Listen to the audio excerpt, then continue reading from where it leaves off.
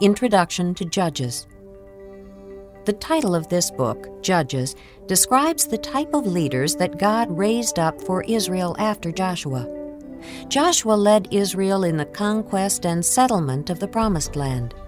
The judges were not kings, nor did they have power like that of leaders such as Moses and Joshua.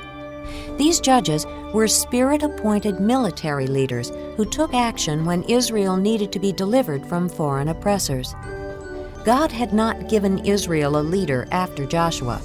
God had given Israel the land and His law, plus a central place of worship, but no central government. God Himself was to be the head of the nation. Israel was to obey God's laws, and God promised to protect and provide for them.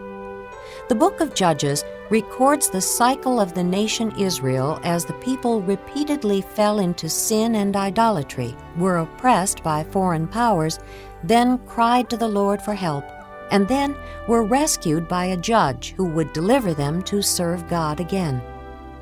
Many believe the prophet Samuel wrote this book around 1050 to 1000 BC. Verse 6 of chapter 17, as well as the last verse of the book of Judges, describes the period of the judges. It was a time when everyone did as he saw fit. As you listen, notice the greatness of God's mercy and patience as He delivers His people over and over again. Judges, chapter 1. After the death of Joshua, the Israelites asked the Lord, "Who will be the first to go up and fight for us against the Canaanites?" The Lord answered, Judah is to go. I have given the land into their hands. Then the men of Judah said to the Simeonites, their brothers, "Come up with us into the territory allotted to us to fight against the Canaanites. We in turn will go with you into yours." So the Simeonites went with them. When Judah attacked, the Lord gave the Canaanites and Perizzites into their hands, and they struck down 10,000 men at Bezek. It was there that they found Adoni-Bezek and fought against him, putting to rout the Canaanites and Perizzites. Adoni-Bezek fled, but they chased him and caught him, and cut off his thumbs and big toes. Then Adoni-Bezek said, 70 kings with their thumbs and big toes cut off have picked up scraps under my table. Now God has paid me back for what I did to them. They brought him to Jerusalem, and he died there. The men of Judah attacked Jerusalem also and took it. They put the city to the sword and set it on fire. After that, the men of Judah went down to fight against the Canaanites living in the hill country, the Negev, and the western foothills. They advanced against the Canaanites living in Hebron, formerly called Kiriath Arba, and defeated Sheshai, Ahiman, and Talmai. From there, they advanced against the people living in Debir, formerly called Kiriath Sepher. And Caleb said, I will give my daughter Achsah in marriage to the man who attacks and captures Kiriath Sepher. Othniel, son of Kenaz, Caleb's younger brother, took it. So Caleb gave his daughter Achsah to him in marriage. One day, when she came to Othniel, she urged him to ask her father for a field. When she got off her donkey, Caleb asked her, What can I do for you? She replied, Do me a special favor. Since you have given me land in the Negev, give me also springs of water. Then Caleb gave her the upper and lower springs. The descendants of Moses' father-in-law, the Kenite, went up from the city of palms with the men of Judah to live among the people of the desert of Judah in the Negev near Arad. Then the men of Judah went with the Simeonites, their brothers, and attacked the Canaanites living in Zephath, and they totally destroyed the city. Therefore it was called Hormah. The men of Judah also took Gaza, Ashkelon, and Ekron, each city with its territory. The Lord was with the men of Judah. They took possession of the hill country, but they were unable to drive the people from the plains, because they had iron chariots. As Moses had promised, Hebron was given to Caleb, who drove from it the 3 sons of Anak. The Benjamites, however, failed to dislodge the Jebusites, who were living in Jerusalem. To this day, the Jebusites live there with the Benjamites. Now the house of Joseph attacked Bethel, and the Lord was with them. When they sent men to spy out Bethel, formerly called Luz, the spies saw a man coming out of the city, and they said to him, Show us how to get into the city, and we will see that you are treated well.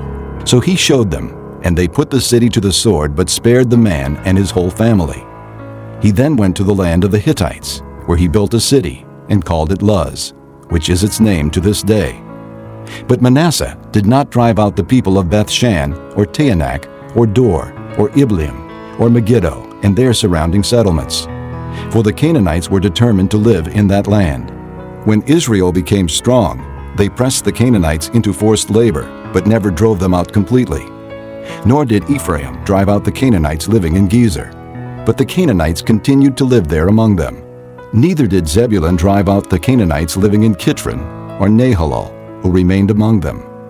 But they did subject them to forced labor. Nor did Asher drive out those living in Akko, or Sidon, or Alab, or Aksib, or Helba, or Aphek, or Rehob. And because of this, the people of Asher lived among the Canaanite inhabitants of the land. Neither did Naphtali drive out those living in Beth-Shemesh, or Beth-Anath. But the Naphtalites too lived among the Canaanite inhabitants of the land, and those living in Beth-Shemesh and Beth-Anath became forced laborers for them. The Amorites confined the Danites to the hill country, not allowing them to come down into the plain. And the Amorites were determined also to hold out in Mount Heriz, Ajalon, and Shealbim. But when the power of the house of Joseph increased, they too were pressed into forced labor. The boundary of the Amorites was from Scorpion Pass to Selah and beyond. Chapter 2. The angel of the Lord went up from Gilgal to Bochim and said, I brought you up out of Egypt and led you into the land that I swore to give to your forefathers. I said, I will never break my covenant with you, and you shall not make a covenant with the people of this land, but you shall break down their altars. Yet you have disobeyed me. Why have you done this? Now therefore I tell you that I will not drive them out before you. They will be thorns in your sides, and their gods will be a snare to you.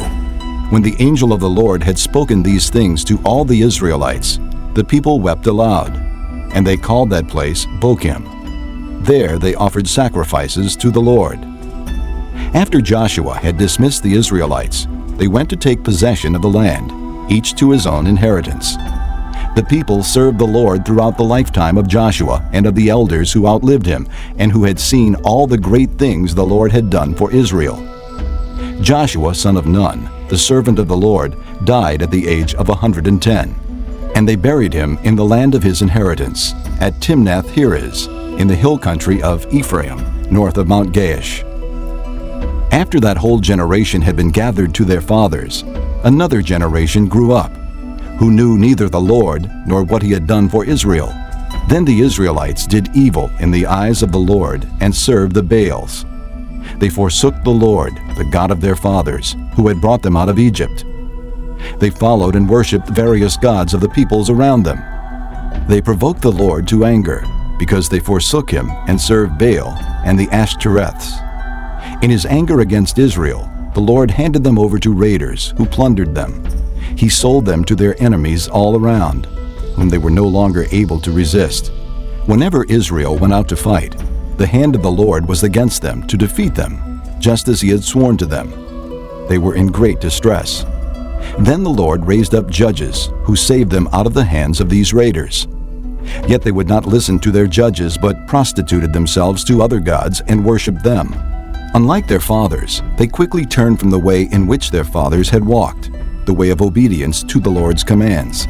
Whenever the Lord raised up a judge for them, he was with the judge and saved them out of the hands of their enemies, as long as the judge lived. For the Lord had compassion on them as they groaned under those who oppressed and afflicted them. But when the judge died, the people returned to ways even more corrupt than those of their fathers, following other gods and serving and worshiping them. They refused to give up their evil practices and stubborn ways. Therefore, the Lord was very angry with Israel and said, Because this nation has violated the covenant that I laid down for their forefathers, and has not listened to me, I will no longer drive out before them any of the nations Joshua left when he died. I will use them to test Israel, and see whether they will keep the way of the Lord, and walk in it as their forefathers did.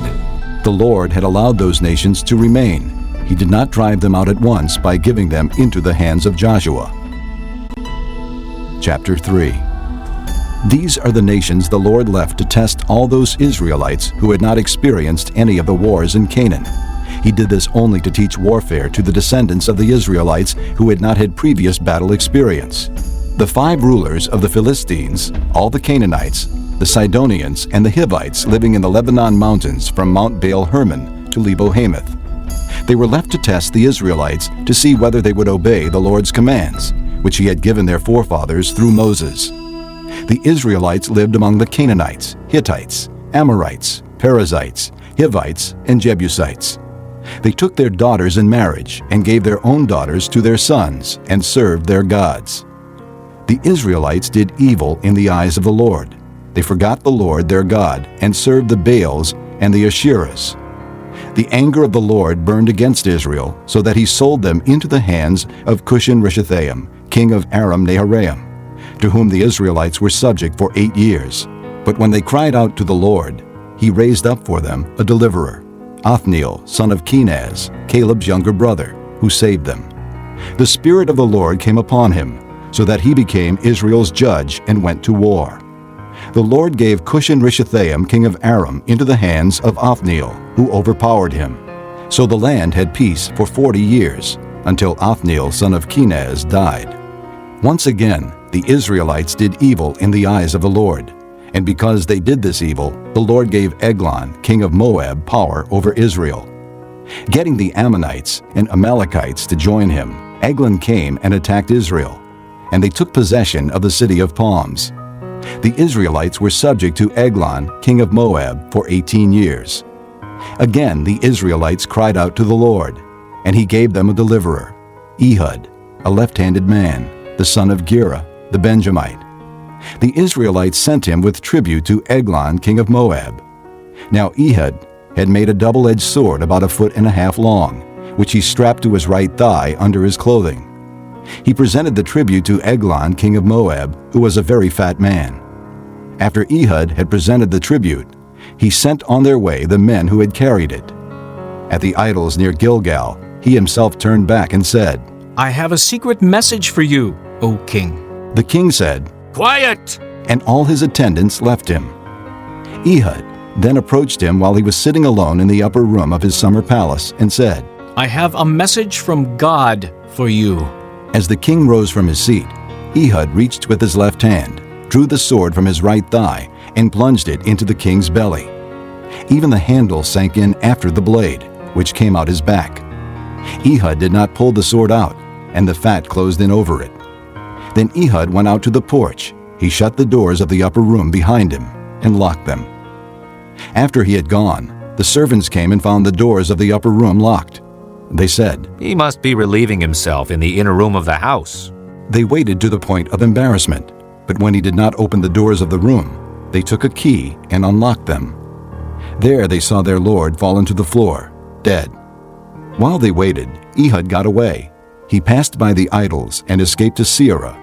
When he arrived there, he blew a trumpet in the hill country of Ephraim, and the Israelites went down with him from the hills, with him leading them. "Follow me, He ordered. for the Lord has given Moab, your enemy, into your hands." So they followed him down, and taking possession of the fords of the Jordan that led to Moab, they allowed no one to cross over.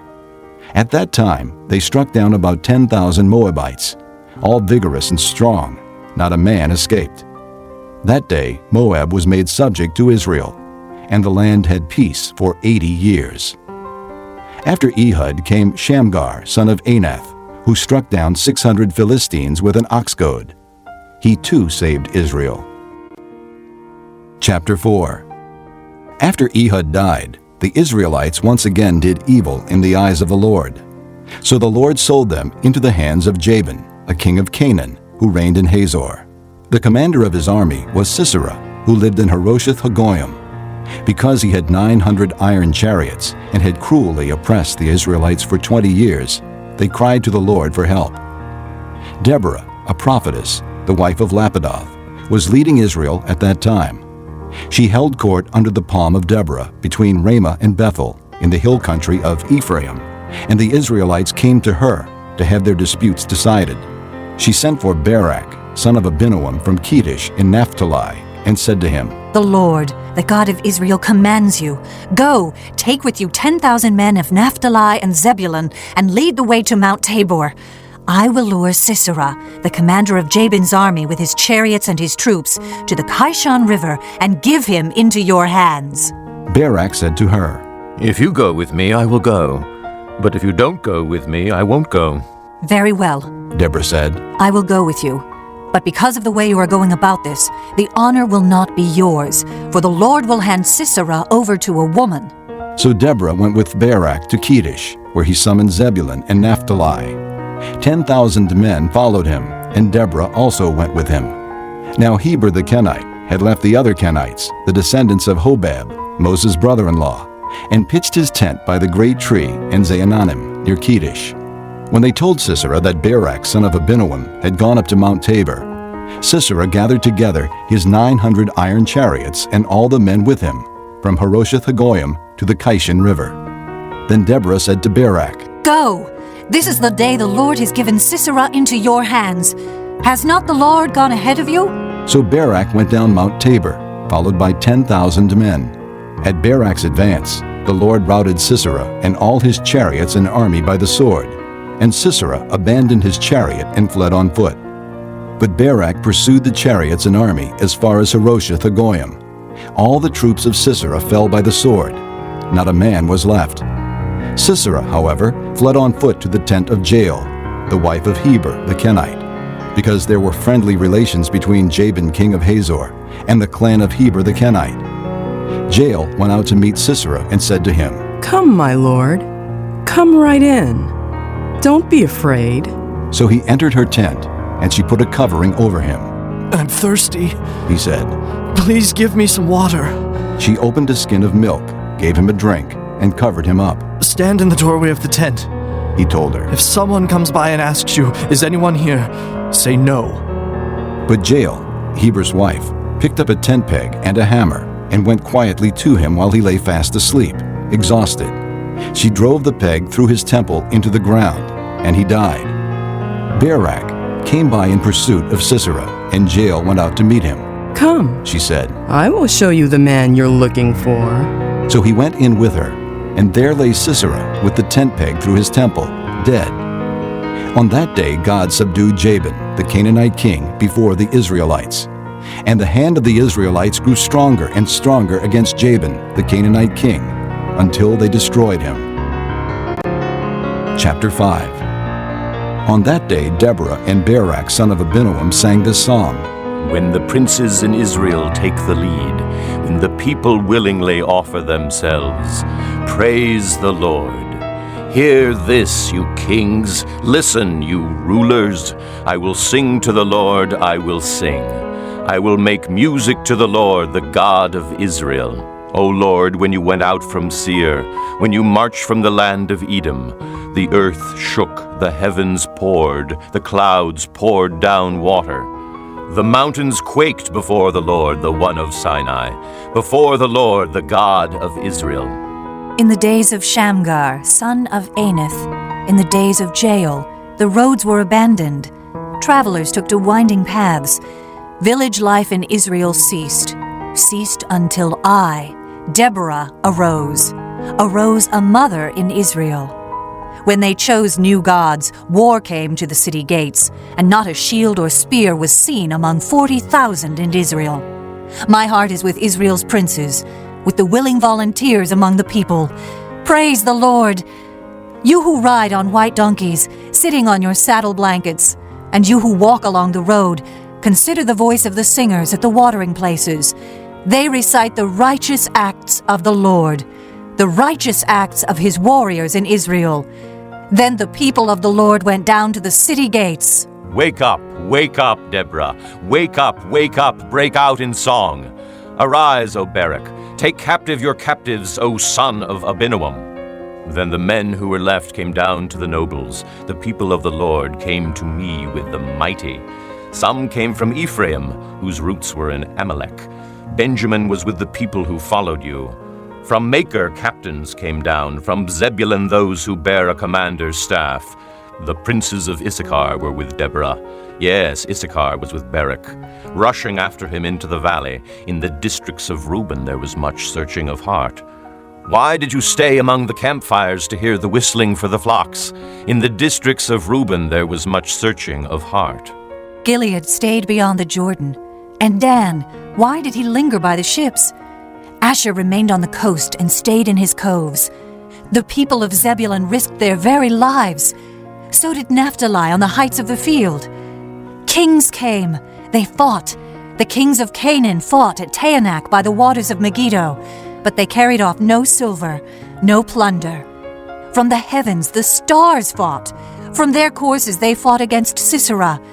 The river Kishon swept them away. The age-old river, the river Kishon. March on, my soul, be strong. Then thundered the horses' hooves. Galloping, galloping go his mighty steeds. Curse Meroz, said the angel of the Lord. Curse its people bitterly, because they did not come to help the Lord against the mighty. Most blessed of women be Jael, the wife of Heber the Kenite. Most blessed of tent-dwelling women. He asked for water, and she gave him milk. In a bowl fit for nobles she brought him curdled milk. Her hand reached for the tent peg, her right hand for the workman's hammer. She struck Sisera, she crushed his head, she shattered and pierced his temple. At her feet he sank, he fell, there he lay. At her feet he sank, he fell, where he sank there he fell, dead. Through the window peered Sisera's mother. Behind the lattice she cried out, "Why is his chariot so long in coming? Why is the clatter of his chariots delayed?" The wisest of her ladies answer her. Indeed, she keeps saying to herself, "Are they not finding and dividing the spoils, a girl or two for each man? Colorful garments as plunder for Sisera, colorful garments embroidered, highly embroidered garments for my neck, all this as plunder?" So may all your enemies perish, O Lord, but may they who love you be like the sun when it rises in its strength. Then the land had peace 40 years. Chapter 6. Again the Israelites did evil in the eyes of the Lord, and for 7 years he gave them into the hands of the Midianites. Because the power of Midian was so oppressive, the Israelites prepared shelters for themselves in mountain clefts, caves, and strongholds. Whenever the Israelites planted their crops, the Midianites, Amalekites, and other eastern peoples invaded the country. They camped on the land and ruined the crops all the way to Gaza, and did not spare a living thing for Israel, neither sheep nor cattle nor donkeys. They came up with their livestock and their tents like swarms of locusts. It was impossible to count the men and their camels. They invaded the land to ravage it. Midian so impoverished the Israelites that they cried out to the Lord for help. When the Israelites cried to the Lord because of Midian, he sent them a prophet who said, "This is what the Lord, the God of Israel, says. I brought you up out of Egypt, out of the land of slavery. I snatched you from the power of Egypt and from the hand of all your oppressors. I drove them from before you and gave you their land. I said to you, I am the Lord your God. Do not worship the gods of the Amorites in whose land you live. But you have not listened to me." The angel of the Lord came and sat down under the oak in Ophrah that belonged to Joash the Abiezrite, where his son Gideon was threshing wheat in a winepress to keep it from the Midianites. When the angel of the Lord appeared to Gideon, he said, "The Lord is with you, mighty warrior." "But sir," Gideon replied, "if the Lord is with us, why has all this happened to us? Where are all his wonders that our fathers told us about when they said, 'Did not the Lord bring us up out of Egypt?' But now the Lord has abandoned us and put us into the hand of Midian." The Lord turned to him and said, "Go in the strength you have, and save Israel out of Midian's hand. Am I not sending you?" "But Lord," Gideon asked, "how can I save Israel? My clan is the weakest in Manasseh, and I am the least in my family." The Lord answered, "I will be with you, and you will strike down all the Midianites together." Gideon replied, "If now I have found favor in your eyes, give me a sign that it is really you talking to me." Please do not go away until I come back and bring my offering and set it before you." And the Lord said, I will wait until you return. Gideon went in, prepared a young goat, and from an ephah of flour he made bread without yeast. Putting the meat in a basket and its broth in a pot, he brought them out and offered them to him under the oak. The angel of God said to him, Take the meat and the unleavened bread, place them on this rock, and pour out the broth. And Gideon did so. With the tip of the staff that was in his hand, the angel of the Lord touched the meat and the unleavened bread. Fire flared from the rock, consuming the meat and the bread, and the angel of the Lord disappeared. When Gideon realized that it was the angel of the Lord, he exclaimed, "Ah, sovereign Lord, I have seen the angel of the Lord face to face." But the Lord said to him, Peace, do not be afraid. You are not going to die. So Gideon built an altar to the Lord there and called it, "The Lord is Peace." To this day it stands in Ophrah of the Abiezrites. That same night the Lord said to him, Take the second bull from your father's herd, the one 7 years old. Tear down your father's altar to Baal, and cut down the Asherah pole beside it. Then build a proper kind of altar to the Lord your God on the top of this height. Using the wood of the Asherah pole that you cut down, offer the second bull as a burnt offering. So Gideon took 10 of his servants and did as the Lord told him. But because he was afraid of his family and the men of the town, he did it at night rather than in the daytime.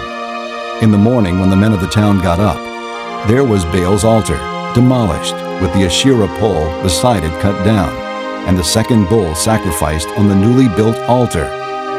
They asked each other, Who did this? When they carefully investigated, they were told, Gideon, son of Joash, did it. The men of the town demanded of Joash, Bring out your son. He must die, because he has broken down Baal's altar and cut down the Asherah pole beside it. But Joash replied to the hostile crowd around him, Are you going to plead Baal's cause? Are you trying to save him? Whoever fights for him shall be put to death by morning. If Baal really is a god, he can defend himself when someone breaks down his altar. So that day they called Gideon Jerubbaal, saying, Let Baal contend with him. Because he broke down Baal's altar. Now all the Midianites, Amalekites, and other eastern peoples joined forces and crossed over the Jordan and camped in the valley of Jezreel. Then the Spirit of the Lord came upon Gideon, and he blew a trumpet, summoning the Abiezrites to follow him. He sent messengers throughout Manasseh, calling them to arms, and also into Asher, Zebulun, and Naphtali, so that they too went up to meet them. Gideon said to God, "If you will save Israel by my hand as you have promised, look, I will place a wool fleece on the threshing floor. If there is dew only on the fleece and all the ground is dry, then I will know that you will save Israel by my hand as you said." And that is what happened. Gideon rose early the next day. He squeezed the fleece and wrung out the dew, a bowlful of water. Then Gideon said to God, "Do not be angry with me. Let me make just one more request. Allow me one more test with the fleece. This time, make the fleece dry and the ground covered with dew." That night God did so. Only the fleece was dry. All the ground was covered with dew. Chapter 7. Early in the morning, Jerubbaal, that is Gideon, and all his men camped at the spring of Harod. The camp of Midian was north of them in the valley near the hill of Moreh. The Lord said to Gideon, You have too many men for me to deliver Midian into their hands. In order that Israel may not boast against me that her own strength has saved her, announce now to the people, anyone who trembles with fear may turn back and leave Mount Gilead. So 22,000 men left, while 10,000 remained. But the Lord said to Gideon, There are still too many men. Take them down to the water, and I will sift them for you there. If I say, This one shall go with you, he shall go. But if I say, This one shall not go with you, he shall not go. So Gideon took the men down to the water. There the Lord told him, Separate those who lap the water with their tongues like a dog, from those who kneel down to drink. 300 men lapped with their hands to their mouths. All the rest got down on their knees to drink. The Lord said to Gideon, With the 300 men that lapped, I will save you and give the Midianites into your hands. Let all the other men go, each to his own place." So Gideon sent the rest of the Israelites to their tents, but kept the 300, who took over the provisions and trumpets of the others. Now the camp of Midian lay below him in the valley. During that night, the Lord said to Gideon, "Get up, go down against the camp, because I am going to give it into your hands. If you are afraid to attack, go down to the camp with your servant Purah, and listen to what they are saying. Afterward, you will be encouraged to attack the camp." So he and Purah, his servant, went down to the outposts of the camp. The Midianites, the Amalekites, and all the other eastern peoples had settled in the valley, thick as locusts. Their camels could no more be counted than the sand on the seashore. Gideon arrived just as a man was telling a friend his dream. "I had a dream," he was saying. "A round loaf of barley bread came tumbling into the Midianite camp. It struck the tent with such force that the tent overturned and collapsed." His friend responded, "This can be nothing other than the sword of Gideon, son of Joash, the Israelite. God has given the Midianites and the whole camp into his hands." When Gideon heard the dream and its interpretation, he worshipped God. He returned to the camp of Israel and called out, "Get up! The Lord has given the Midianite camp into your hands." Dividing the 300 men into 3 companies, he placed trumpets and empty jars in the hands of all of them, with torches inside. "Watch me," he told them. "Follow my lead. When I get to the edge of the camp, do exactly as I do. When I and all who are with me blow our trumpets, then from all around the camp blow yours and shout, 'For the Lord and for Gideon!'" Gideon and the 100 men with him reached the edge of the camp at the beginning of the middle watch, just after they had changed the guard. They blew their trumpets and broke the jars that were in their hands. The 3 companies blew the trumpets and smashed the jars. Grasping the torches in their left hands and holding in their right hands the trumpets they were to blow, they shouted, "A sword for the Lord and for Gideon!" While each man held his position around the camp, all the Midianites ran, crying out as they fled. When the 300 trumpets sounded, the Lord caused the men throughout the camp to turn on each other with their swords. The army fled to Beth Shittah, toward Zererah, as far as the border of Abel-Mahalah, near Tabbath. Israelites from Naphtali, Asher, and all Manasseh were called out, and they pursued the Midianites. Gideon sent messengers throughout the hill country of Ephraim, saying, "Come down against the Midianites, and seize the waters of the Jordan ahead of them, as far as Beth-barah." So all the men of Ephraim were called out, and they took the waters of the Jordan, as far as Beth-barah. They also captured 2 of the Midianite leaders, Oreb and Zeeb. They killed Oreb at the rock of Oreb, and Zeeb at the winepress of Zeeb. They pursued the Midianites and brought the heads of Oreb and Zeeb to Gideon, who was by the Jordan. Chapter 8. Now the Ephraimites asked Gideon, "Why have you treated us like this? Why didn't you call us when you went to fight Midian?" And they criticized him sharply. But he answered them, "What have I accomplished compared to you? Aren't the gleanings of Ephraim's grapes better than the full grape harvest of Abiezer? God gave Oreb and Zeeb, the Midianite leaders, into your hands. What was I able to do compared to you?" At this, their resentment against him subsided. Gideon and his 300 men, exhausted yet keeping up the pursuit, came to the Jordan and crossed it. He said to the men of Succoth, "Give my troops some bread. They are worn out, and I am still pursuing Zebah and Zalmunna, the kings of Midian." But the officials of Succoth said, "Do you already have the hands of Zebah and Zalmunna in your possession? Why should we give bread to your troops?" Then Gideon replied, "Just for that. When the Lord has given Zebah and Zalmunna into my hand, I will tear your flesh with desert thorns and briars." From there he went up to Peniel and made the same request of them. But they answered as the men of Succoth had. So he said to the men of Peniel, "When I return in triumph, I will tear down this tower." Now Zebah and Zalmunna were in Karkor with a force of about 15,000 men, all that were left of the armies of the eastern peoples. 120,000 swordsmen had fallen. Gideon went up by the route of the nomads east of Nobah and Jogbehah, and fell upon the unsuspecting army. Zebah and Zalmunna, the 2 kings of Midian, fled, but he pursued them and captured them. routing their entire army. Gideon, son of Joash, then returned from the battle by the pass of Heres. He caught a young man of Succoth and questioned him, and the young man wrote down for him the names of the 77 officials of Succoth, the elders of the town. Then Gideon came and said to the men of Succoth, "Here are Zebah and Zalmunna, about whom you taunted me by saying, 'Do you already have the hands of Zebah and Zalmunna in your possession? Why should we give bread to your exhausted men?'" He took the elders of the town and taught the men of Succoth a lesson by punishing them with desert thorns and briars. He also pulled down the tower of Peniel and killed the men of the town. Then he asked Zebah and Zalmunna, "What kind of men did you kill at Tabor?" "Men like you," they answered.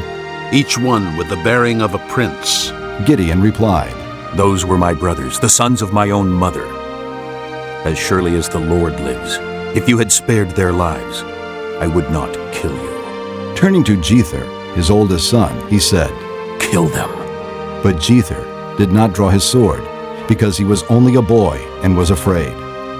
Zebah and Zalmunna said, "Come, do it yourself. As is the man, so is his strength." So Gideon stepped forward and killed them, and took the ornaments off their camels' necks. The Israelites said to Gideon, Rule over us, you, your son, and your grandson, because you have saved us out of the hand of Midian. But Gideon told them, "I will not rule over you, nor will my son rule over you. The Lord will rule over you." And he said, "I do have one request, that each of you give me an earring from your share of the plunder." It was the custom of the Ishmaelites to wear gold earrings. They answered, We'll be glad to give them. So they spread out a garment, and each man threw a ring from his plunder onto it. The weight of the gold rings he asked for came to 1,700 shekels, not counting the ornaments, the pendants, and the purple garments worn by the kings of Midian, or the chains that were on their camels' necks. Gideon made the gold into an ephod, which he placed in Ophrah, his town. All Israel prostituted themselves by worshiping it there, and it became a snare to Gideon and his family.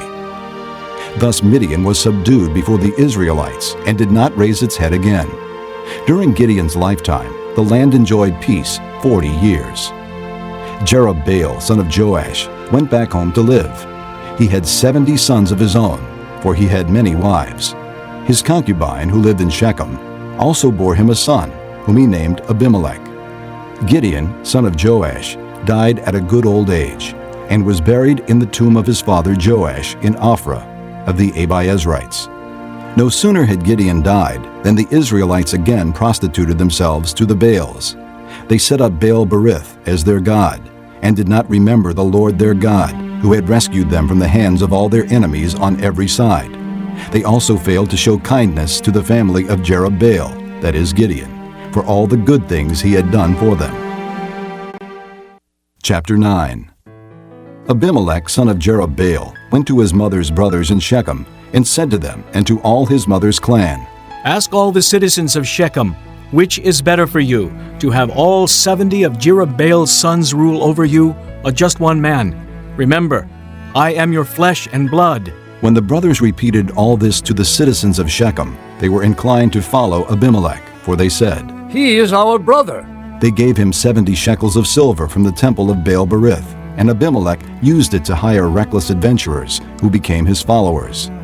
He went to his father's home in Ophrah, and on one stone murdered his 70 brothers, the sons of Jerubbaal. But Jotham, the youngest son of Jerubbaal, escaped by hiding. Then all the citizens of Shechem and Beth Millo gathered beside the great tree at the pillar in Shechem to crown Abimelech king. When Jotham was told about this, he climbed up on the top of Mount Gerizim and shouted to them, Listen to me, citizens of Shechem, so that God may listen to you. One day the trees went out to anoint a king for themselves. They said to the olive tree, Be our king. But the olive tree answered, Should I give up my oil by which both gods and men are honored to hold sway over the trees? Next, the trees said to the fig tree, Come and be our king. But the fig tree replied, Should I give up my fruit, so good and sweet, to hold sway over the trees? Then the trees said to the vine, Come and be our king. But the vine answered, Should I give up my wine, which cheers both gods and men, to hold sway over the trees? Finally, all the trees said to the thorn bush, "Come and be our king." The thorn bush said to the trees, "If you really want to anoint me king over you, come and take refuge in my shade. But if not, then let fire come out of the thorn bush and consume the cedars of Lebanon. Now if you have acted honorably and in good faith when you made Abimelech king, and if you have been fair to Jerubbaal and his family, and if you have treated him as he deserves, and to think that my father fought for you, risked his life to rescue you from the hand of Midian. But today you have revolted against my father's family, murdered his 70 sons on a single stone, and made Abimelech, the son of his slave girl, king over the citizens of Shechem because he is your brother. If then you have acted honorably and in good faith toward Jerubbaal and his family today, may Abimelech be your joy, and may you be his too. But if you have not, let fire come out from Abimelech and consume you, citizens of Shechem and Beth Millo. And let fire come out from you, citizens of Shechem and Beth Millo, and consume Abimelech." Then Jotham fled, escaping to Beer, and he lived there because he was afraid of his brother Abimelech. After Abimelech had governed Israel 3 years, God sent an evil spirit between Abimelech and the citizens of Shechem, who acted treacherously against Abimelech. God did this in order that the crime against Jerubbaal's 70 sons, the shedding of their blood, might be avenged on their brother Abimelech and on the citizens of Shechem, who had helped him murder his brothers. In opposition to him, these citizens of Shechem set men on the hilltops to ambush and rob everyone who passed by. And this was reported to Abimelech. Now Gaal, son of Ebed, moved with his brothers into Shechem, and its citizens put their confidence in him. After they had gone out into the fields and gathered the grapes and trodden them, they held a festival in the temple of their God. While they were eating and drinking, they cursed Abimelech. Then Gaal, son of Ebed, said, "Who is Abimelech and who is Shechem, that we should be subject to him? Isn't he Jerubbaal's son, and isn't Zebul his deputy? Serve the men of Hamor, Shechem's father. Why should we serve Abimelech? If only this people were under my command, then I would get rid of him. I would say to Abimelech, 'Call out your whole army.'" When Zebul, the governor of the city, heard what Gaal, son of Ebed, said, he was very angry. Under cover, he sent messengers to Abimelech, saying, "Gaal, son of Ebed, and his brothers have come to Shechem and are stirring up the city against you. Now then, during the night, you and your men should come and lie in wait in the fields. In the morning at sunrise, advance against the city. When Gaal and his men come out against you, do whatever your hand finds to do." So Abimelech and all his troops set out by night and took up concealed positions near Shechem in 4 companies. Now Gaal, son of Ebed, had gone out and was standing at the entrance to the city gate just as Abimelech and his soldiers came out from their hiding place. When Gaal saw them, he said to Zebul, "Look, people are coming down from the tops of the mountains." Zebul replied, "You mistake the shadows of the mountains for men."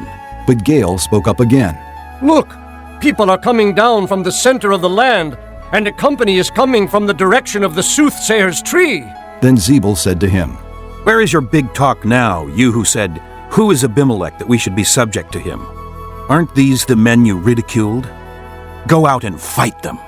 So Gaal led out the citizens of Shechem and fought Abimelech. Abimelech chased him, and many fell wounded in the flight, all the way to the entrance to the gate. Abimelech stayed in Aramah, and Zebul drove Gaal and his brothers out of Shechem. The next day, the people of Shechem went out to the fields, and this was reported to Abimelech. So he took his men, divided them into 3 companies, and set an ambush in the fields. When he saw the people coming out of the city, he rose to attack them. Abimelech and the companies with him rushed forward to a position at the entrance to the city gate. Then 2 companies rushed upon those in the fields and struck them down. All that day Abimelech pressed his attack against the city until he had captured it and killed its people. Then he destroyed the city and scattered salt over it. On hearing this, the citizens in the tower of Shechem went into the stronghold of the temple of El-Berith. When Abimelech heard that they had assembled there, he and all his men went up Mount Zalmon.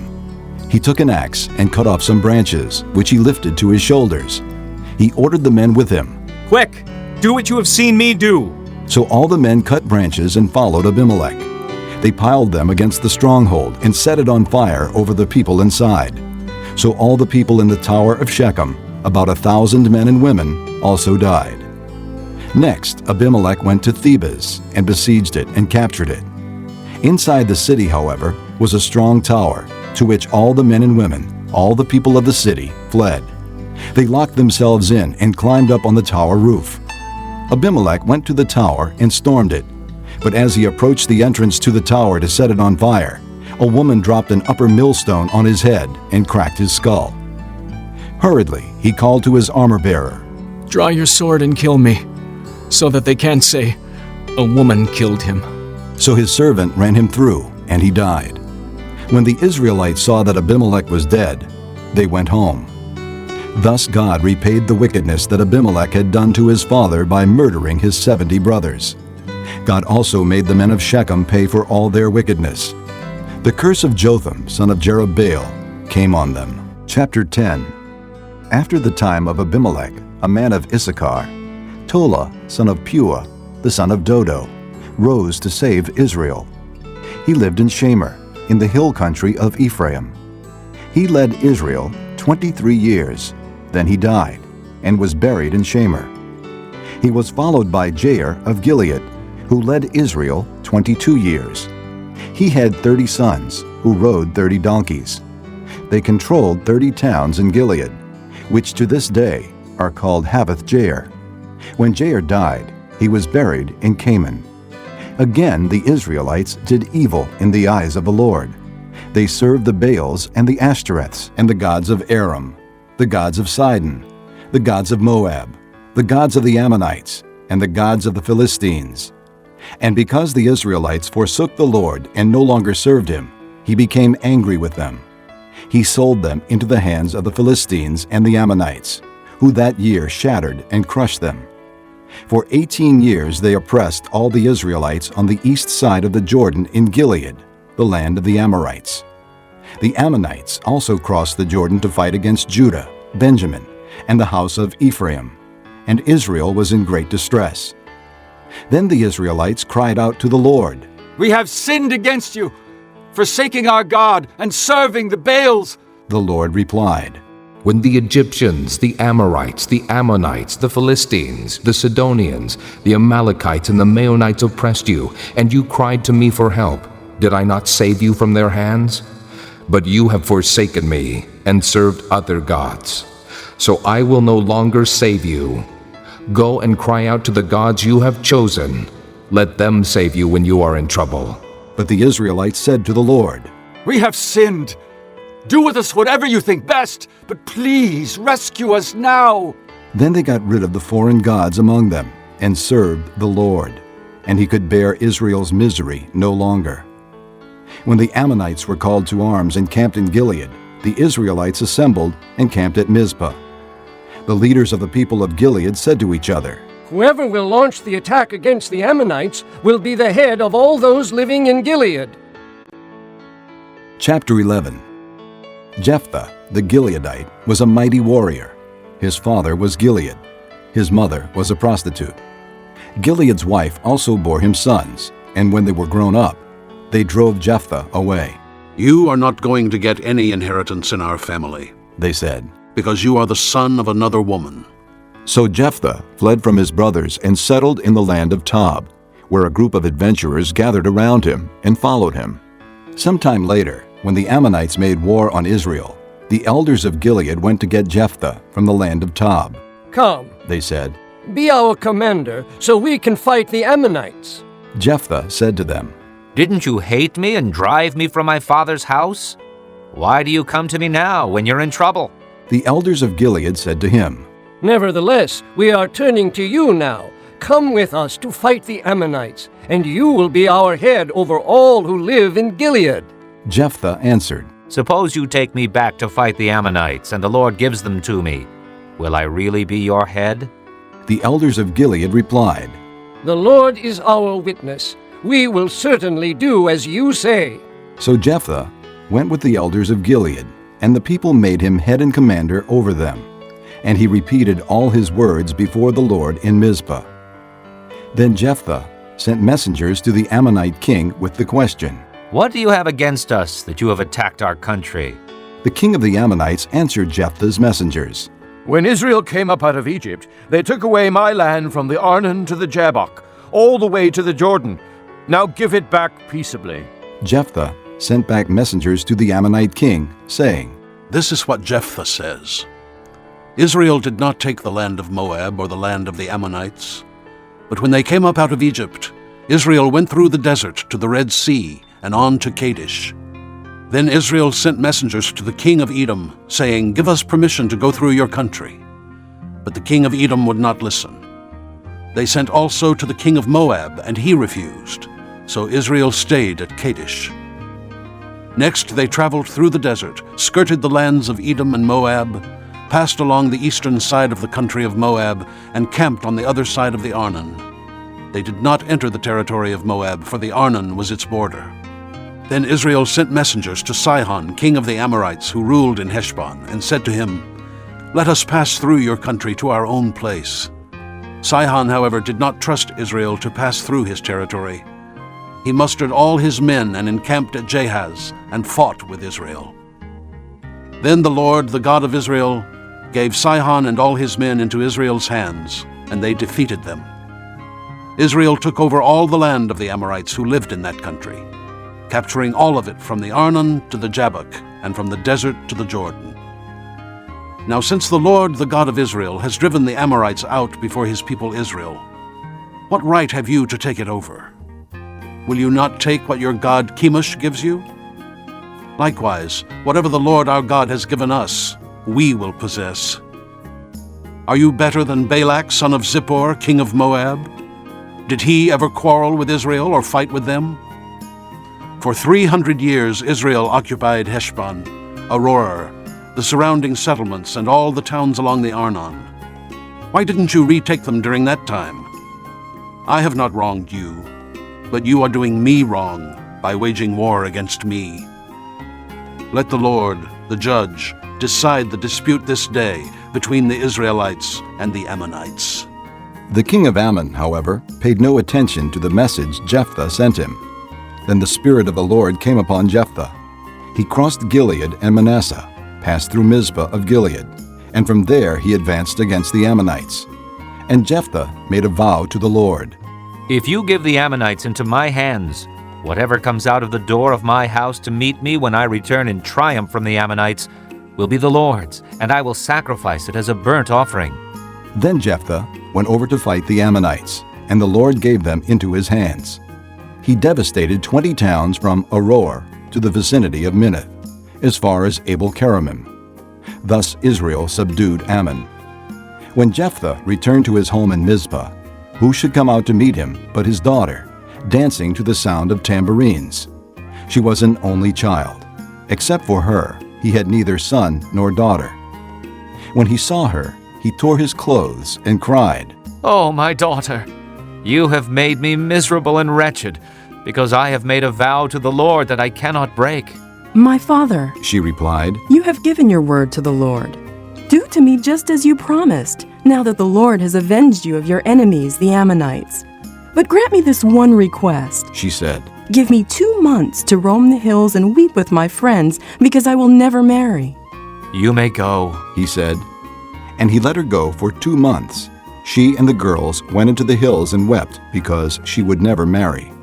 After the 2 months, she returned to her father, and he did to her as he had vowed. And she was a virgin. From this comes the Israelite custom that each year the young women of Israel go out for 4 days to commemorate the daughter of Jephthah the Gileadite. Chapter 12. The men of Ephraim called out their forces, crossed over to Zaphon, and said to Jephthah, Why did you go to fight the Ammonites without calling us to go with you? We're going to burn down your house over your head. Jephthah answered, I and my people were engaged in a great struggle with the Ammonites, and although I called, you didn't save me out of their hands. When I saw that you wouldn't help, I took my life in my hands and crossed over to fight the Ammonites, and the Lord gave me the victory over them. Now, why have you come up today to fight me? Jephthah then called together the men of Gilead and fought against Ephraim. The Gileadites struck them down because the Ephraimites had said, "You Gileadites are renegades from Ephraim and Manasseh." The Gileadites captured the fords of the Jordan leading to Ephraim, and whenever a survivor of Ephraim said, "Let me cross over," the men of Gilead asked him, "Are you an Ephraimite?" If he replied, "No," they said, "All right, say Shibboleth." If he said, "Sibboleth," because he could not pronounce the word correctly, they seized him and killed him at the fords of the Jordan. 42,000 Ephraimites were killed at that time. Jephthah led Israel 6 years. Then Jephthah the Gileadite died and was buried in a town in Gilead. After him, Ibzan of Bethlehem led Israel. He had 30 sons and 30 daughters. He gave his daughters away in marriage to those outside his clan, and for his sons he brought in 30 young women as wives from outside his clan. Ibzan led Israel 7 years. Then Ibzan died and was buried in Bethlehem. After him, Elon the Zebulunite led Israel 10 years. Then Elon died and was buried in Ajalon in the land of Zebulun. After him, Abdon, son of Hillel, from Pirathon, led Israel. He had 40 sons and 30 grandsons who rode on 70 donkeys. He led Israel 8 years. Then Abdon, son of Hillel, died and was buried at Pirathon in Ephraim, in the hill country of the Amalekites. Chapter 13. Again the Israelites did evil in the eyes of the Lord. So the Lord delivered them into the hands of the Philistines for 40 years. A certain man of Zorah named Manoah, from the clan of the Danites, had a wife who was sterile and remained childless. The angel of the Lord appeared to her and said, "You are sterile and childless, but you are going to conceive and have a son. Now see to it that you drink no wine or other fermented drink, and that you do not eat anything unclean, because you will conceive and give birth to a son. No razor may be used on his head, because the boy is to be a Nazirite, set apart to God from birth, and he will begin the deliverance of Israel from the hands of the Philistines." Then the woman went to her husband and told him, "A man of God came to me. He looked like an angel of God, very awesome. I didn't ask him where he came from, and he didn't tell me his name, but he said to me, 'You will conceive and give birth to a son. Now then, drink no wine or other fermented drink, and do not eat anything unclean, because the boy will be a Nazirite of God from birth until the day of his death.'" Then Manoah prayed to the Lord, "O Lord, I beg you, let the man of God you sent to us come again to teach us how to bring up the boy who is to be born." God heard Manoah, and the angel of God came again to the woman while she was out in the field. But her husband Manoah was not with her. The woman hurried to tell her husband, "He's here, the man who appeared to me the other day." Manoah got up and followed his wife. When he came to the man, he said, "Are you the one who talked to my wife?" "I am," he said. So Manoah asked him, "When your words are fulfilled, what is to be the rule for the boy's life and work?" The angel of the Lord answered, "Your wife must do all that I have told her. She must not eat anything that comes from the grapevine, nor drink any wine or other fermented drink, nor eat anything unclean. She must do everything I have commanded her." Manoah said to the angel of the Lord, "We would like you to stay until we prepare a young goat for you." The angel of the Lord replied, "Even though you detain me, I will not eat any of your food. But if you prepare a burnt offering, offer it to the Lord." Manoah did not realize that it was the angel of the Lord. Then Manoah inquired of the angel of the Lord, "What is your name, so that we may honor you when your word comes true?" He replied, "Why do you ask my name? It is beyond understanding." Then Manoah took a young goat, together with the grain offering, and sacrificed it on a rock to the Lord. And the Lord did an amazing thing while Manoah and his wife watched. As the flame blazed up from the altar toward heaven, the angel of the Lord ascended in the flame. Seeing this, Manoah and his wife fell with their faces to the ground.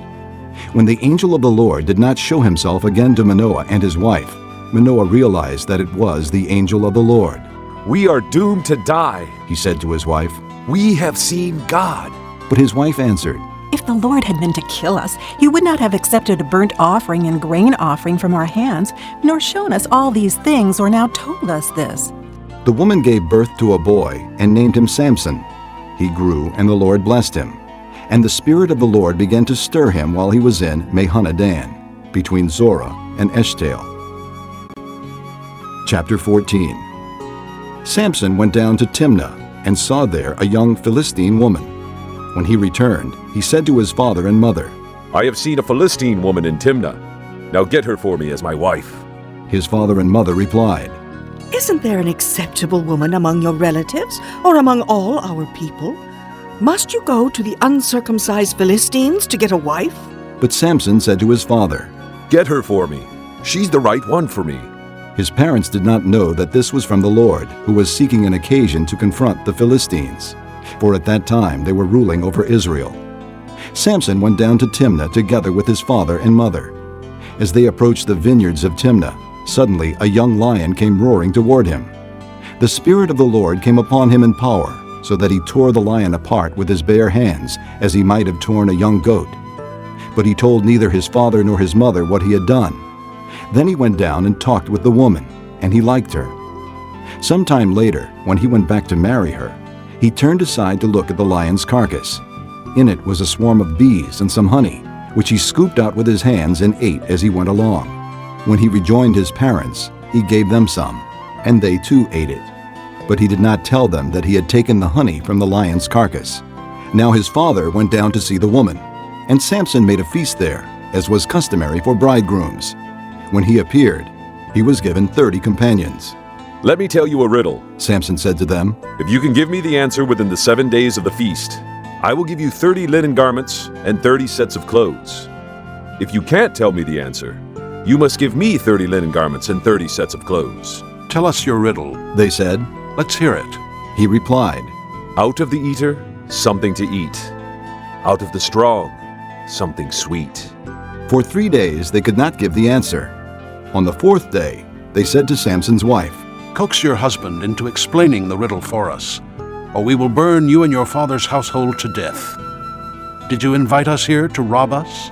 Then Samson's wife threw herself on him, sobbing, You hate me. You don't really love me. You've given my people a riddle, but you haven't told me the answer. I haven't even explained it to my father or mother, he replied. So why should I explain it to you? She cried the whole 7 days of the feast. So on the 7th day he finally told her, because she continued to press him.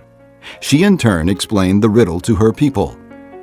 Before sunset on the 7th day, the men of the town said to him, What is sweeter than honey? What is stronger than a lion? Samson said to them, If you had not plowed with my heifer, you would not have solved my riddle. Then the Spirit of the Lord came upon him in power. He went down to Ashkelon, struck down 30 of their men, stripped them of their belongings, and gave their clothes to those who had explained the riddle. Burning with anger, he went up to his father's house, and Samson's wife was given to the friend who had attended him at his wedding. Chapter 15. Later on, at the time of wheat harvest, Samson took a young goat and went to visit his wife. He said, I'm going to my wife's room. But her father would not let him go in. I was so sure you thoroughly hated her, he said, that I gave her to your friend. Isn't her younger sister more attractive? Take her instead.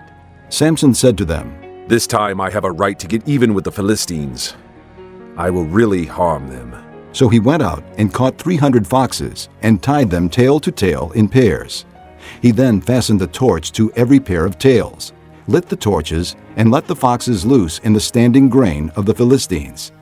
He burned up the shocks and standing grain, together with the vineyards and olive groves. When the Philistines asked, Who did this? They were told, Samson, the Timnite's son-in-law, because his wife was given to his friend. So the Philistines went up and burned her and her father to death. Samson said to them, Since you've acted like this, I won't stop until I get my revenge on you. He attacked them viciously and slaughtered many of them. Then he went down and stayed in a cave in the rock of Etam. The Philistines went up and camped in Judah, spreading out near Lehi. The men of Judah asked, Why have you come to fight us? We have come to take Samson prisoner, they answered, to do to him as he did to us. Then 3,000 men from Judah went down to the cave in the rock of Etam and said to Samson, Don't you realize that the Philistines are rulers over us? What have you done to us? He answered, I merely did to them what they did to me. They said to him, We've come to tie you up and hand you over to the Philistines. Samson said, Swear to me that you won't kill me yourselves. Agreed, they answered. We will only tie you up and hand you over to them. We will not kill you. So they bound him with 2 new ropes and led him up from the rock. As he approached Lehi, the Philistines came toward him shouting. The Spirit of the Lord came upon him in power. The ropes on his arms became like charred flax, and the bindings dropped from his hands. Finding a fresh jawbone of a donkey, he grabbed it and struck down 1,000 men. Then Samson said, With the donkey's jawbone, I have made donkeys of them. With the donkey's jawbone, I have killed 1,000 men. When he finished speaking, he threw away the jawbone, and the place was called Ramath Lehi. Because he was very thirsty, he cried out to the Lord, You have given your servant this great victory. Must I now die of thirst and fall into the hands of the uncircumcised? Then God opened up the hollow place in Lehi, and water came out of it. When Samson drank, his strength returned, and he revived. So the spring was called En-Hakkore, and it is still there in Lehi. Samson led Israel for 20 years in the days of the Philistines. Chapter 16. One day Samson went to Gaza, where he saw a prostitute. He went in to spend the night with her. The people of Gaza were told, Samson is here! So they surrounded the place and lay in wait for him all night at the city gate. They made no move during the night, saying, At dawn we'll kill him. But Samson lay there only until the middle of the night. Then he got up and took hold of the doors of the city gate, together with the 2 posts, and tore them loose, bar and all. He lifted them to his shoulders and carried them to the top of the hill that faces Hebron. Some time later, he fell in love with a woman in the valley of Sorek, whose name was Delilah. The rulers of the Philistines went to her and said, See if you can lure him into showing you the secret of his great strength, and how we can overpower him, so we may tie him up and subdue him. Each one of us will give you 1,100 shekels of silver. So Delilah said to Samson, Tell me the secret of your great strength, and how you can be tied up and subdued. Samson answered her, If anyone ties me with 7 fresh thongs that have not been dried, I'll become as weak as any other man. Then the rulers of the Philistines brought her 7 fresh thongs that had not been dried, and she tied him with them. With men hidden in the room, she called to him, Samson, the Philistines are upon you! But he snapped the thongs as easily as a piece of string snaps when it comes close to a flame. So the secret of his strength was not discovered. Then Delilah said to Samson, You have made a fool of me. You lied to me. Come now, tell me, how can you be tied? He said, If anyone ties me securely with new ropes that have never been used, I'll become as weak as any other man. So Delilah took new ropes and tied him with them. Then, with men hidden in the room, she called to him, Samson, the Philistines are upon you! But he snapped the ropes off his arms as if they were threads. Delilah then said to Samson, Until now you have been making a fool of me and lying to me. Tell me, how can you be tied? He replied, If you weave the 7 braids of my head into the fabric on the loom and tighten it with the pin, I'll become as weak as any other man. So while he was sleeping, Delilah took the 7 braids of his head, wove them into the fabric, and tightened it with the pin.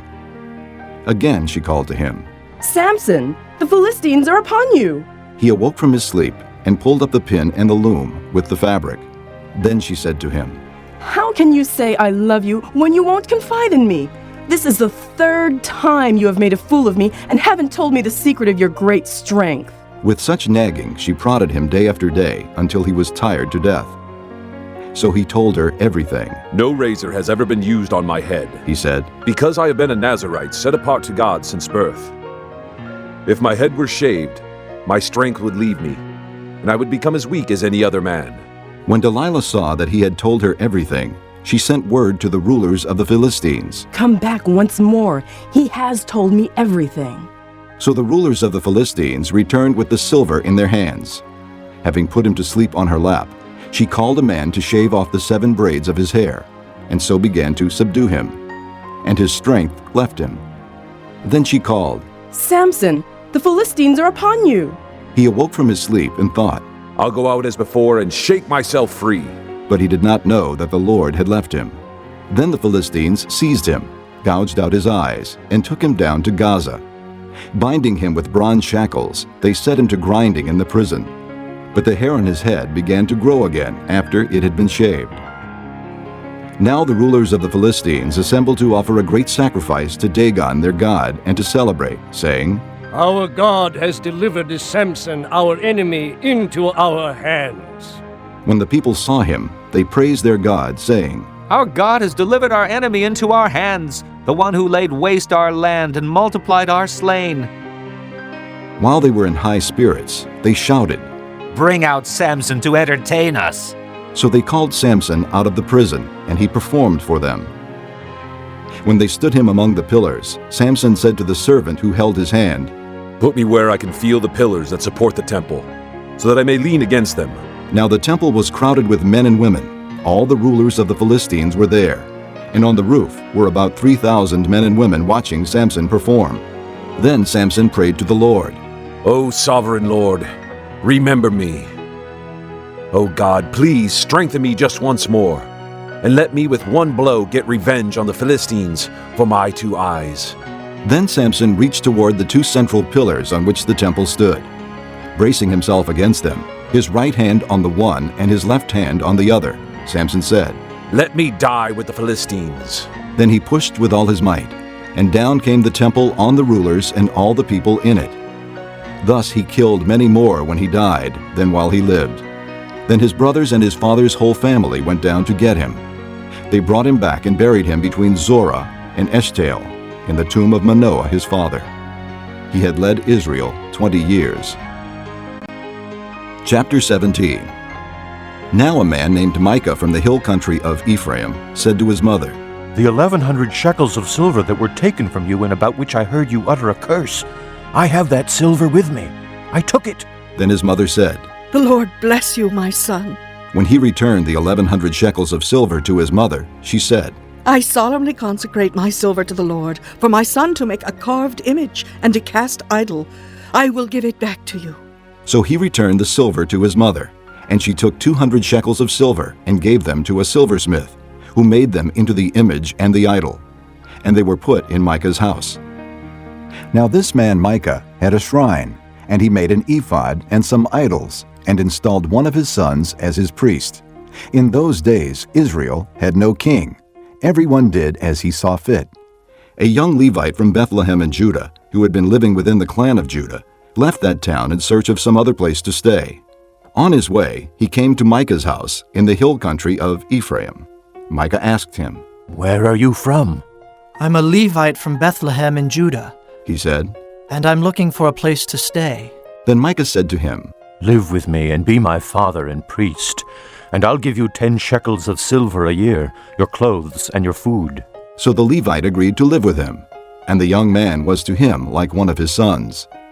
Then Micah installed the Levite, and the young man became his priest and lived in his house. And Micah said, Now I know that the Lord will be good to me, since this Levite has become my priest. Chapter 18. In those days Israel had no king. And in those days the tribe of the Danites was seeking a place of their own where they might settle, because they had not yet come into an inheritance among the tribes of Israel. So the Danites sent 5 warriors from Zorah and Eshtaol to spy out the land and explore it. These men represented all their clans.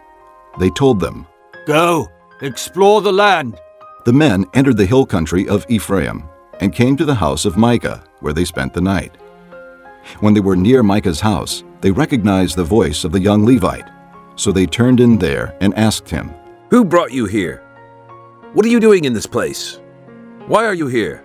He told them what Micah had done for him and said, He has hired me, and I am his priest. Then they said to him, Please inquire of God to learn whether our journey will be successful. The priest answered them, Go in peace. Your journey has the Lord's approval. So the 5 men left and came to Laish, where they saw that the people were living in safety, like the Sidonians, unsuspecting and secure.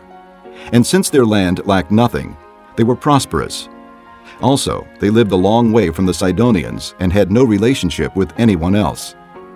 When they returned to Zorah and Eshtaol, their brothers asked them, How did you find things? They answered, Come on, let's attack them. We have seen that the land is very good. Aren't you going to do something? Don't hesitate to go there and take it over. When you get there, you will find an unsuspecting people in a spacious land that God has put into your hands, a land that lacks nothing whatever. Then 600 men from the clan of the Danites, armed for battle, set out from Zorah and Eshtaol. On their way, they set up camp near Kiriath Jearim in Judah. This is why the place west of Kiriath Jearim is called Mahanadan to this day. From there, they went on to the hill country of Ephraim and came to Micah's house. Then the 5 men who had spied out the land of Laish said to their brothers, Do you know that one of these houses has an ephod, other household gods, a carved image, and a cast idol? Now you know what to do. So they turned in there and went to the house of the young Levite at Micah's place and greeted him. The 600 Danites, armed for battle, stood at the entrance to the gate.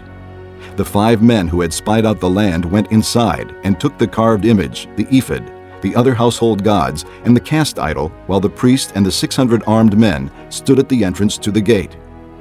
When these men went into Micah's house and took the carved image, the ephod, the other household gods, and the cast idol, the priest said to them, What are you doing? They answered him, Be quiet. Don't say a word. Come with us and be our father and priest. Isn't it better that you serve a tribe and clan in Israel as priest, rather than just one man's household? Then the priest was glad.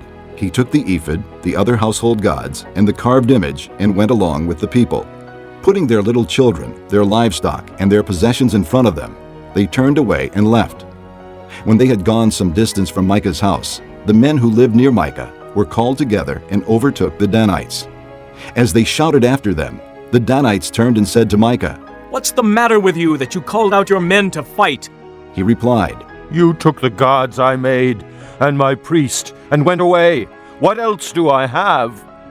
How can you ask, What's the matter with you? The Danites answered, Don't argue with us, or some hot-tempered men will attack you, and you and your family will lose your lives. So the Danites went their way, and Micah, seeing that they were too strong for him, turned around and went back home.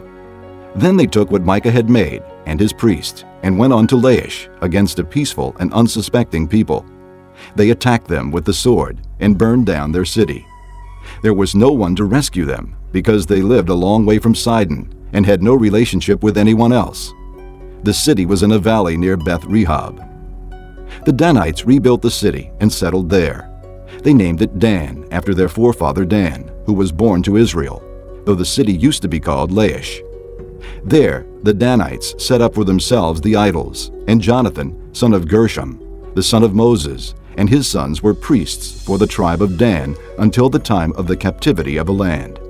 They continued to use the idols Micah had made, all the time the house of God was in Shiloh. Chapter 19. In those days, Israel had no king. Now a Levite who lived in a remote area in the hill country of Ephraim took a concubine from Bethlehem in Judah, but she was unfaithful to him. She left him and went back to her father's house in Bethlehem, Judah. After she had been there 4 months, her husband went to her to persuade her to return. He had with him his servant and 2 donkeys. She took him into her father's house, and when her father saw him, he gladly welcomed him. His father-in-law, the girl's father, prevailed upon him to stay, so he remained with him 3 days, eating and drinking and sleeping there. On the 4th day, they got up early, and he prepared to leave. But the girl's father said to his son-in-law, Refresh yourself with something to eat, then you can go. So the 2 of them sat down to eat and drink together. Afterward, the girl's father said, Please stay tonight and enjoy yourself. And when the man got up to go, his father-in-law persuaded him, so he stayed there that night. On the morning of the 5th day, when he rose to go, the girl's father said, Refresh yourself. Wait till afternoon. So the 2 of them ate together. Then when the man, with his concubine and his servant, got up to leave, his father-in-law, the girl's father, said, Now look, it's almost evening. Spend the night here. The day is nearly over. Stay and enjoy yourself. Early tomorrow morning you can get up and be on your way home. But unwilling to stay another night, the man left and went toward Jebus, that is, Jerusalem, with his 2 saddled donkeys and his concubine. When they were near Jebus, and the day was almost gone, the servant said to his master, Come, let's stop at this city of the Jebusites and spend the night. His master replied, No, We won't go into an alien city whose people are not Israelites. We will go on to Gibeah. He added, Come, let's try to reach Gibeah or Ramah and spend the night in one of those places. So they went on, and the sun set as they neared Gibeah in Benjamin. There they stopped to spend the night. They went and sat in the city square, but no one took them into his home for the night. That evening, an old man from the hill country of Ephraim, who was living in Gibeah, the men of the place were Benjamites, came in from his work in the fields. When he looked and saw the traveler in the city square, the old man asked, Where are you going? Where did you come from? He answered, We are on our way from Bethlehem in Judah to a remote area in the hill country of Ephraim, where I live. I have been to Bethlehem in Judah, and now I'm going to the house of the Lord. No one has taken me into his house. We have both straw and fodder for our donkeys, and bread and wine for ourselves, your servants. Me, your maidservant, and the young man with us. We don't need anything. You are welcome at my house, the old man said. Let me supply whatever you need. Only don't spend the night in the square. So he took him into his house and fed his donkeys. After they had washed their feet, they had something to eat and drink. While they were enjoying themselves, some of the wicked men of the city surrounded the house. Pounding on the door, they shouted to the old man who owned the house, Bring out the man who came to your house so we can have sex with him. The owner of the house went outside and said to them, No, my friends, don't be so vile. Since this man is my guest, don't do this disgraceful thing. Look, here is my virgin daughter and his concubine. I will bring them out to you now, and you can use them and do to them whatever you wish. But to this man, don't do such a disgraceful thing. But the men would not listen to him. So the man took his concubine and sent her outside to them. And they raped her and abused her throughout the night.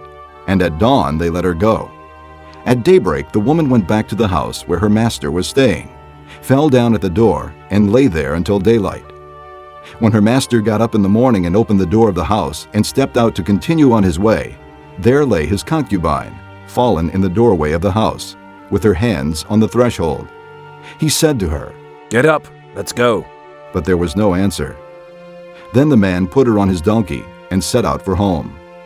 When he reached home, he took a knife and cut up his concubine, limb by limb, into 12 parts, and sent them into all the areas of Israel. Everyone who saw it said, Such a thing has never been seen or done, not since the day the Israelites came up out of Egypt. Think about it. Consider it. Tell us what to do. Chapter 20.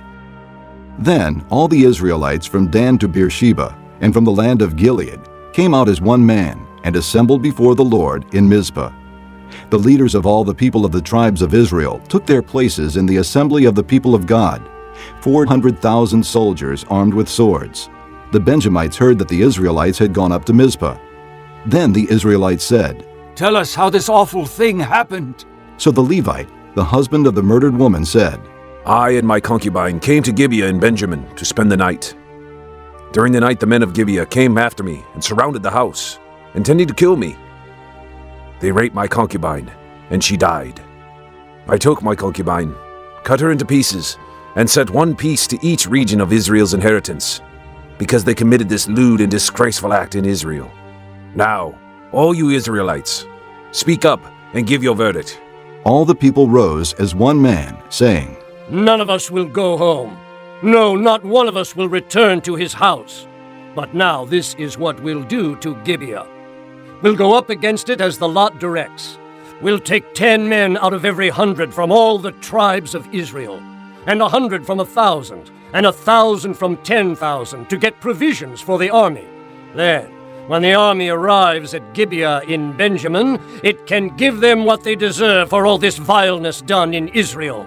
So all the men of Israel got together and united as one man against the city. The tribes of Israel sent men throughout the tribe of Benjamin, saying, What about this awful crime that was committed among you? Now surrender those wicked men of Gibeah so that we may put them to death and purge the evil from Israel.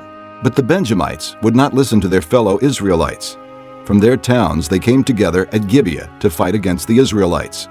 At once, the Benjamites mobilized 26,000 swordsmen from their towns, in addition to 700 chosen men from those living in Gibeah. Among all these soldiers, there were 700 chosen men who were left-handed, each of whom could sling a stone at a hair and not miss. Israel, apart from Benjamin, mustered 400,000 swordsmen, all of them fighting men. The Israelites went up to Bethel and inquired of God. They said, "Who of us shall go first to fight against the Benjamites?" The Lord replied, "Judah shall go first." The next morning the Israelites got up and pitched camp near Gibeah. The men of Israel went out to fight the Benjamites and took up battle positions against them at Gibeah. The Benjamites came out of Gibeah and cut down 22,000 Israelites on the battlefield that day. But the men of Israel encouraged one another and again took up their positions where they had stationed themselves the first day. The Israelites went up and wept before the Lord until evening, and they inquired of the Lord. They said, "Shall we go up again to battle against the Benjamites, our brothers?"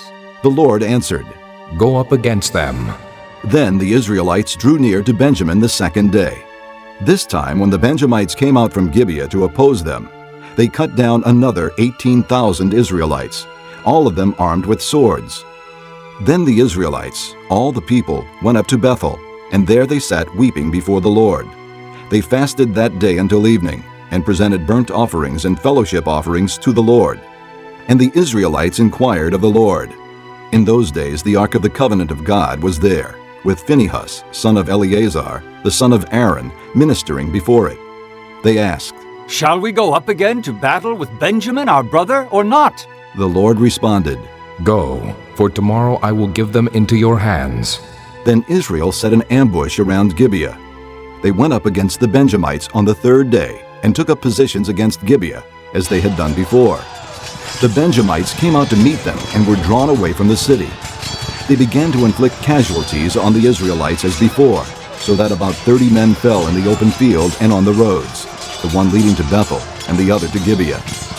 While the Benjamites were saying, "We are defeating them as before," the Israelites were saying, "Let's retreat and draw them away from the city to the roads."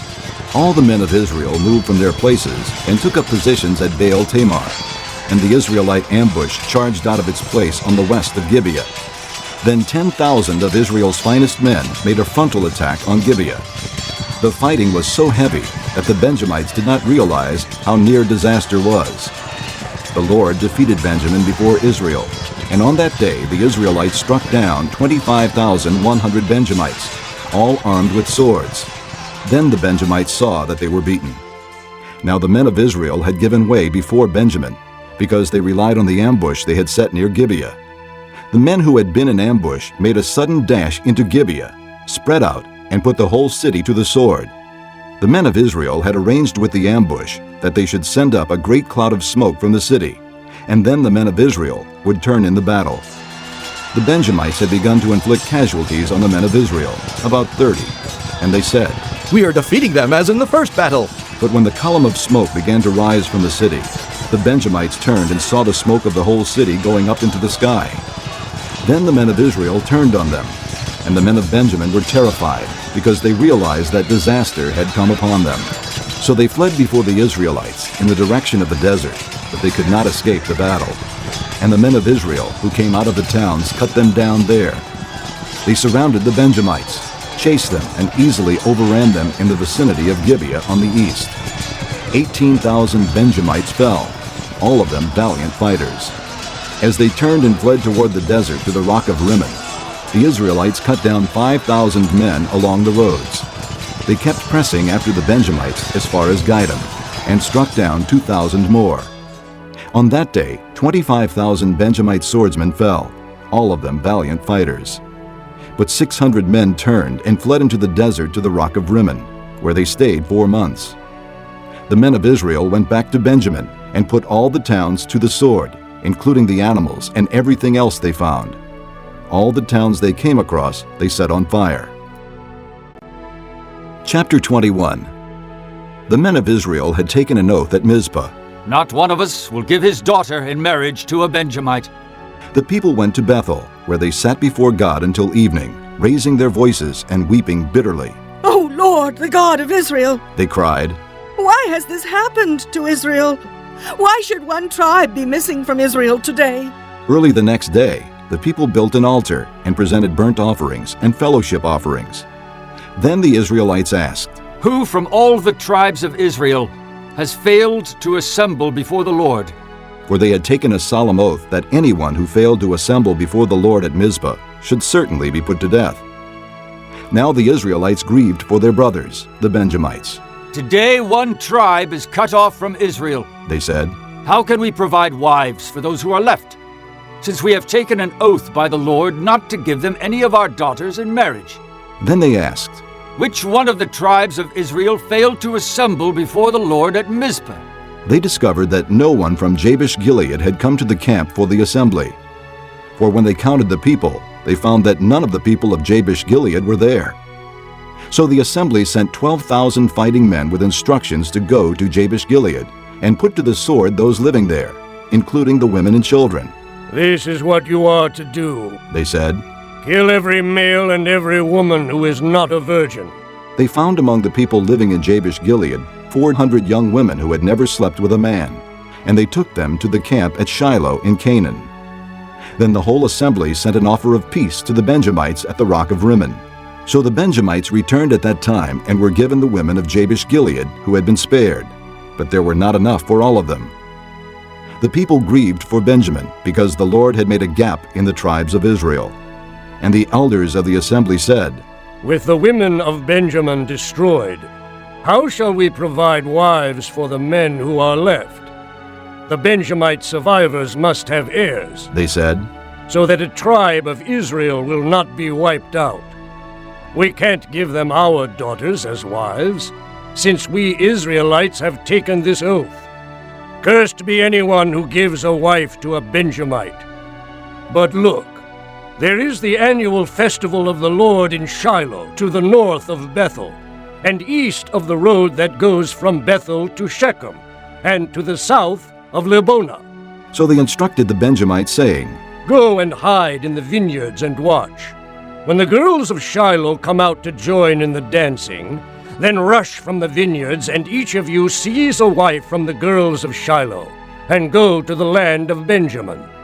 When their fathers or brothers complain to us, we will say to them, 'Do us a kindness by helping them, because we did not get wives for them during the war, and you are innocent, since you did not give your daughters to them.'" So that is what the Benjamites did. While the girls were dancing, each man caught one and carried her off to be his wife. Then they returned to their inheritance and rebuilt the towns and settled in them. At that time the Israelites left that place and went home to their tribes and clans, each to his own inheritance. In those days Israel had no king. Everyone did as he saw fit.